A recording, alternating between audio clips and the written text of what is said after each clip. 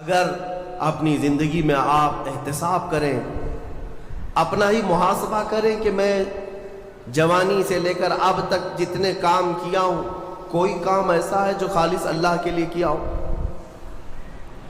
رسول پاک صلی اللہ تعالیٰ علیہ وسلم کی ایک حدیث میں آپ کے سامنے عرض کرتا ہوں، اخلاص میں کتنی طاقت ہے وہ بتاتا ہوں۔ حضور اکرم صلی اللہ علیہ وسلم فرماتے ہیں، صحیح حدیث ہے یہ، 3 لوگ سفر پر تھے، 3 دوست تھے، یہ تینوں سفر پر تھے اور یہ پہاڑوں کے راستے سے جا رہے تھے۔ ایک پہاڑ کے غار میں ان لوگوں نے پناہ لینے کے لیے تھوڑی دیر آرام کیا اور بارشیں شروع ہو گئی، طوفانی بارش، اور ایسی بارشیں آئی کہ پہاڑ کے پتھر کھسکنے لگے اور ایک بہت بڑی چٹان کھسک کر کے یہ غار کے منہ پر آ کر گر گئی۔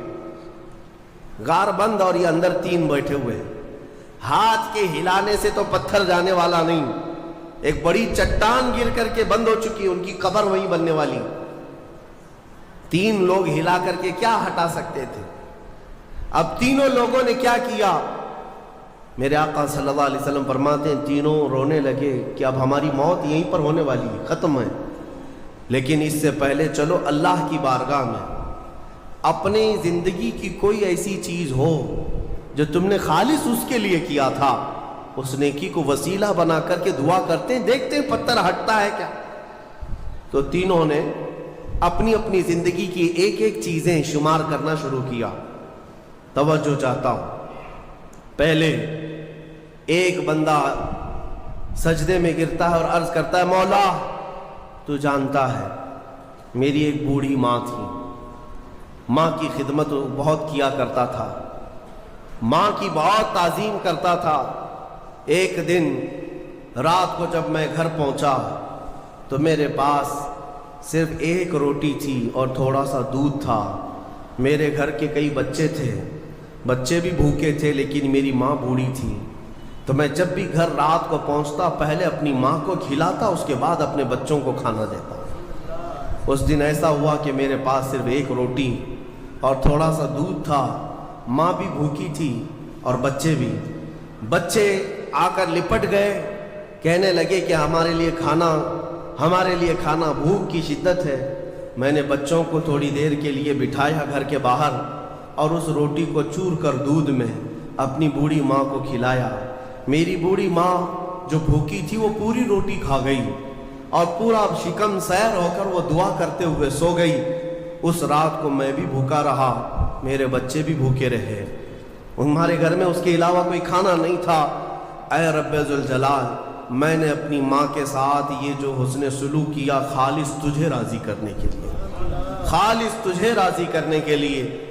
مولا اگر یہ میری نیکی تجھے پسند ہے تو یہ چٹان کو ہٹا دے۔ وہ دعا کر رہا تھا، چٹان تھوڑی کھسک گئی، اپنے آپ کھسک گئی، لیکن اتنی نہیں کہ وہ نکل سکیں۔ دوسرا جو ساتھی تھا وہ سجدے میں گرا اور وہ دعا کرنے لگا۔ یہ پوری حدیث پاک موجود ہے جس کو میرے آقا نے بیان کیا۔ میرے عزیزو، زندگی میں کوئی ایسی چیز ہو جو اللہ کے لیے کیا ہو، پھر دیکھنا زندگی کی مصیبتیں آئیں، اسی نیکی کو تم اللہ کی بارگاہ میں رکھ سکتے ہو۔ دوسرا سجدے میں گرتا اور کہتا ہے، مولا تو بہتر جانتا ہے، میں اپنی چچیری بہن کا عاشق ہو گیا تھا۔ اس کی چچیری بہن تھی، چاچا کی بیٹی، عاشق ہو گیا اور ہم دونوں میں معاشقہ چلنے لگا، ایک دوسرے سے محبت کرنے لگے۔ ایک دن ایسا آیا کہ ہمارے گھر والے اور اس کے گھر والے سب باہر چلے گئے، ہم دونوں تنہا رہ گئے اور ہم دونوں ایک کمرے کے اندر آئے۔ ہم دونوں نے گناہ کرنے کا ارادہ کر لیا۔ شادی تو نہیں ہوئی تھی، نکاح بھی نہیں ہوا تھا، دونوں کھڑے ہوئے، گناہ کرنے کا ارادہ ہی تھا کہ ہم دونوں کو اچانک خیال آیا میرا رب دیکھ رہا۔ ہم کپڑے اتارے اس کے سامنے جو ہمارے دلوں کے حالات بھی جانتا ہے، تو وہ میری چچیری بہن وہ بھی رونے لگی، میں بھی رونے لگا اور ہم ایک دوسرے کو ہاتھ نہیں لگائے۔ مولا اس زنا سے اور اس بدکاری سے اگر میں بچا تھا تو میرے رشتہ داروں سے ڈر کر نہیں، خالص تیری رضا کی، کہ مولا کریم کے اس سلطنت کو میں اپنے گناہوں سے پامال نہیں کروں گا۔ تو جب یہ وہ کہنے لگا اور عرض کیا مولا اگر میں وہ رات گناہ سے بچاؤں، تیری بارگاہ میں میرا وہ بچنا پسند ہے تو اس چٹان کو تو ہٹا دے۔ حدیث پاک میں چٹان اور کھسک گئی۔ تیسرا شخص تھا، وہ سجدے میں گرا اور کہنے لگا اے رب ذوالجلال تو بہتر جانتا ہے میں ایک زمین اور جائیداد کا مالک تھا، میرے پاس کئی مزدور کام کیا کرتے تھے، اور ایک مرتبہ ایسا ہوا کہ میں مہینہ ختم ہوتے ہی سارے مزدوروں کو ان کی تنخواہ دے دیا کرتا۔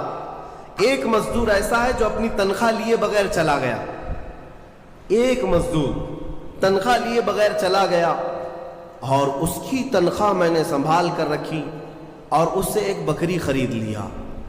میاں لوگ تو کسی کی سیلری ہو دبا کر کے کھا جائیں گے، اور یہ حدیث پاک میں جس کے لیے کہا جا رہا ہے وہ بندہ کہتا ہے میں اس کی پوری تنخواہ سے ایک بکری خرید لیا، بکری کو پالنے لگا، وہ مزدور آیا نہیں، وہ مزدور چلا گیا، مہینوں چلا گیا، بکری کو میں پالتا رہا، بکری نے بچے دی، بچوں کے بچے ہوئے، بچوں کے بچے ہوئے۔ اے رب ذوالجلال تو نے اتنی برکت دی کہ اس ایک بکری سے ایک پورا میدان کئی ہزار بکریاں بھر گئیں، کئی ہزار بکریاں کئی سالوں کے اندر۔ وہ ان بکریوں میں نہ کسی کو بیچتا تھا نہ کسی کو ذبح کرتا تھا، سب بکریاں رکھا۔ کئی سالوں کے بعد اچانک وہ مزدور واپس آئے اور اس نے آ کر مجھ سے کہا کہ مالک میں آپ کے ہاں خدمت کرتا تھا، آپ کو یاد ہے کچھ سالوں پہلے میں نے اپنی تنخواہ چھوڑ دی تھی، ایک مہینے کی تنخواہ نہیں لیا تھا۔ تو میں نے اس سے کہا کہ ہاں مجھے اچھی طرح سے یاد ہے، اور اس کا ہاتھ پکڑ کر کے ان بکریوں کے ریوڑ کے پاس لے گیا اور کہا یہ تیری تنخواہ ہے، یہ پوری تیری تنخواہ ہے۔ اس نے کہا میرے ساتھ کیا مذاق کر رہے ہو مالک، میری تنخواہ اتنی ہے کہ اس زمانے میں ایک بکری بھی نہیں آ سکتی۔ اس نے کہا ہاں بالکل تو صحیح کہہ رہا ہے، لیکن اس زمانے میں ایک بکری خرید لی میں نے، اور اسی بکری سے اللہ نے اتنی برکت دی، اس میں میرا ایک بھی حصہ نہیں، تیری ان بکریوں کا دودھ تک میں نے نہیں پیا، صرف اور صرف تیرے انتظار میں، اور یہ ساری بکریاں تو لے جا۔ اور وہ مزدور خوشی خوشی اپنے پورے ریوڑ کو، آج کے زمانے کے وہ کئی لاکھوں کی بکریاں ہوں گی، وہ مزدور لے گیا۔ اب یہ بندہ کہتا ہے اے رب ذوالجلال میں نے یہ امانت اگر سنبھالی تھی تو خالص تیری رضا کے لیے، مولا صرف تجھے راضی کرنے کے لیے، ورنہ پیسے کھا جاتا تو کون کیا کر لیتا، وہ مزدور کون سا وصول کر لیتا، کہتا نہیں مجھے یاد نہیں، اب میں پہچانتا بھی نہیں، مولا میں نے تیری رضا کے لیے کام کیا، اگر تجھے یہ پسند ہے تو یہ چٹان ہٹا دے۔ حدیث پاک میں ہے اس نے جیسی یہ دعا کیا پوری چٹان ہٹ گئی، پوری چٹان کھسک کر ختم ہو گئی، ان کا راستہ صاف ہوا۔ پتہ یہ چلا حدیث پاک کا یہ مفہوم ہے۔ میرے عزیزوں میں اب آپ کے سامنے عرض کرتا ہوں، ایسی بڑی بڑی چٹانیں آج بھی ہم پر گر رہی ہیں، مصیبتوں کی چٹانیں، ظلم کی چٹانیں، لوگوں کے تان و تشنی اور لوگوں کی گالی گلوچ کی چٹانیں۔ ان چٹانوں کو کھسکانے کے لیے تمہارے پاس اخلاص والی کوئی نیکی موجود ہے؟ رب تبارک و تعالیٰ کی بارگاہ میں کبھی یوں عرض کرتے کہ مولا میں نے خالصتاً ایک رات تیرے لیے کھڑے ہو کر پکارا تھا جب سب لوگ سو رہے تھے، میں صرف تجھے راضی کرنے کے لیے عبادت کیا، مولا اگر تو راضی ہے تو ان فلسطین کے بچوں پر رحم کر دے۔ ہمارے پاس ایسی کوئی چیز ہے جو ہم عرض کر سکیں؟ آج دعائیں کہاں نہیں ہو رہی ہیں؟ دعائیں سب جگہ ہو رہی ہیں، اجتماعی دعائیں ہو رہی ہیں، ہر خطبے میں، ہر نماز میں، ہر جگہ دعائیں ہوتی ہیں، لیکن میرے عزیزوں شاید وہ اخلاص سے خالی ہو گئے ہیں۔ ایک بات یاد رکھنا، حرام لقمے پیٹ میں پڑے ہوں، حرام کمائی گھر میں پڑی ہو تو حدیث پاک میں اس کی کوئی دعا آسمان تک نہیں جاتی، کوئی دعا آسمان تک نہیں جاتی۔ اور ان تمام چیزوں کی طرف کبھی خیال بھی نہ کرنا اور پھر یہ کہنا کہ ہماری دعائیں کیوں نہیں قبول ہوتی، اخلاص نہیں ہوتا، یا تو پھر دعا تو کرتے ہیں، کمائی بھی صاف ہے، حلال ہے، لیکن دعا کرنے کے وقت ایسا لگتا ہے جیسے کوئی ڈیوٹی ادا کر رہے ہیں، جلدی سے بھاگنا ہے۔ ہم تو دیکھتے ہیں نماز میں ہاتھ اٹھانے میں بھی لوگوں کو شرمندگی ہونے لگتی ہے، کچھ تو مرے ہوئے ہاتھوں کے ساتھ دعا کر رہے ہیں، کچھ انگوٹھے پھوڑ رہے ہیں دعا میں، تم رب تعالیٰ کی بارگاہ میں مانگ رہے ہو. اخلاص اگر ہوتا تو تمہیں اپنے کی خبر نہیں ہوتی. اخلاص. دعا بھی تو رسمی طور پر مانگ رہے ہیں. امام اپنی دعا کر رہا ہے, مقتدی اپنے انگوٹھے پھوڑ رہے ہیں.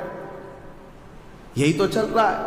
کچھ انگلیوں میں کھیل رہے ہیں, کچھ اپنے ہاتھوں کو نیچے لٹکائے ہوئے ہیں.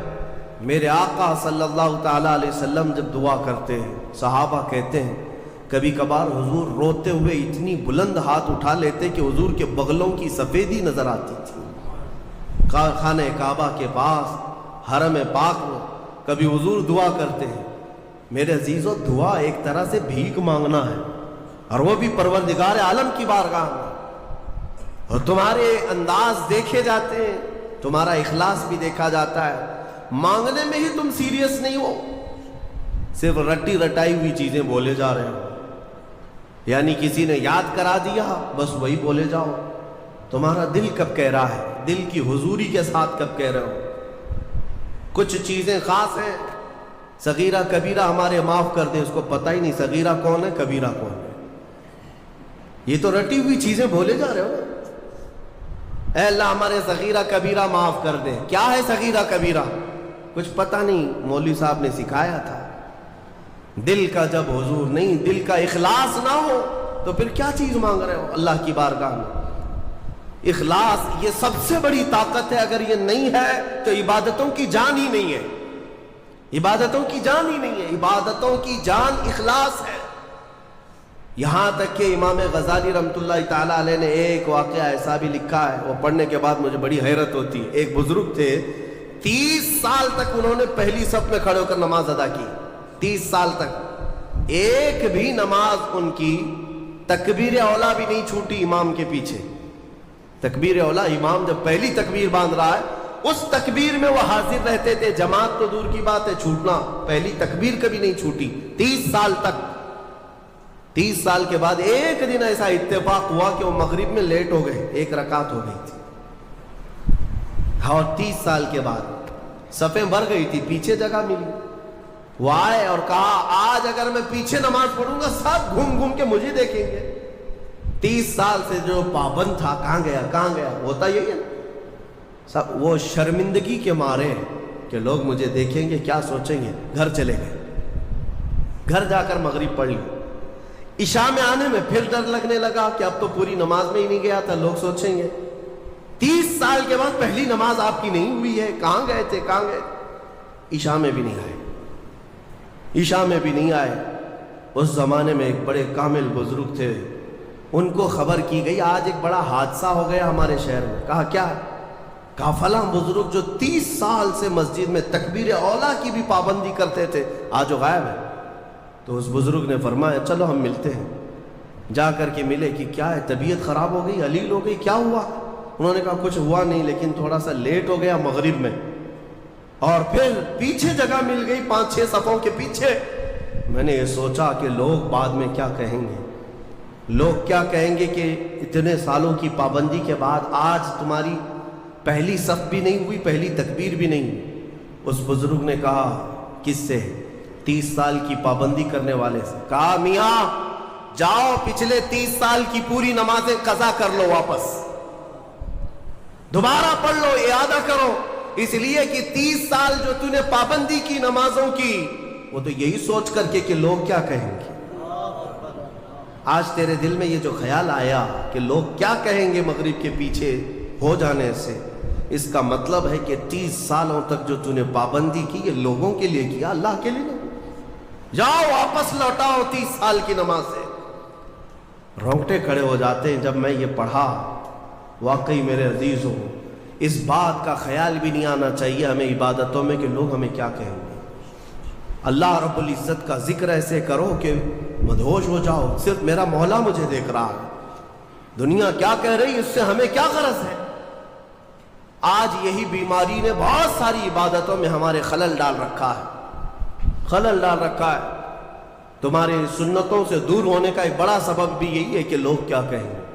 یہ کبھی نہیں سوچتے کہ قبر میں جاؤں گا تو مصطفیٰ کیا کہیں گے, میرے آقا صلی اللہ تعالیٰ علیہ وسلم دیکھیں گے تو کیا کہیں گے. یہ کیوں خیال نہیں آتا. اگر اسی حالت میں میں دنیا سے چلا گیا جیسے آج آوارہ گردی میں ہوں، نشہ میں ہے، سنتوں سے دور ہے، اٹھا کر جب مجھے قبرستان لے جایا جائے گا، میرے آقا اگر دیکھیں، میرے آقا کیا کہیں گے؟ عزیزان گرامی وقار، بعض بزرگوں نے فرمایا ہے کہ کچھ لوگوں سے اگر حضور ناراض ہوتے ہیں تو یہ تک پوچھتے ہیں کیا تو میرا غلام ہے؟ اگر وہ کہتا ہے یا رسول اللہ آپ کے سوا کس کا غلام ہوں، تو پوچھا جائے گا کہ تیرے پاس علامت کیا ہے غلامی کی، دلیل کیا ہے؟ اس کو بھی شیخ عبدالحق محدث دہلوی رحمۃ اللہ علیہ نے واقعے سے نقل کیا ہے۔ اس لیے میرے عزیزو، اعلیٰ حضرت نے جو فرمایا، آج لے ان کی پناہ، آج مدد مانگ ان سے، کل نہ مانیں گے، قیامت میں اگر مان گیا۔ اپنی عبادتوں میں اخلاص عطا کرو۔ آج کے زمانے میں سب سے زیادہ ضروری بھی یہ چیز ہے کہ میں یہ نہیں چاہتا کہ یہاں پر سارے لاکھوں مسلمانوں کو سڑک پر اتاروں، نہیں، اگر اخلاص والا ایک بندہ ہو تو پوری زمین کو زیر و زبر کر ڈالے گا۔ انقلاب ایک سے آتا ہے، ایک بھی کافی ہے اگر اخلاص والا ہو، ورنہ پھر کثرت سے کچھ ہونا نہیں ہے۔ آج جس طرح کی آزمائشوں کے تم شکار ہو، ان میں بھی ضرورت اسی بات کی ہے کہ تمہارے اندر اخلاص آ جائے، تمہیں کوئی ڈرا کر کے عبادت نہ کرائے۔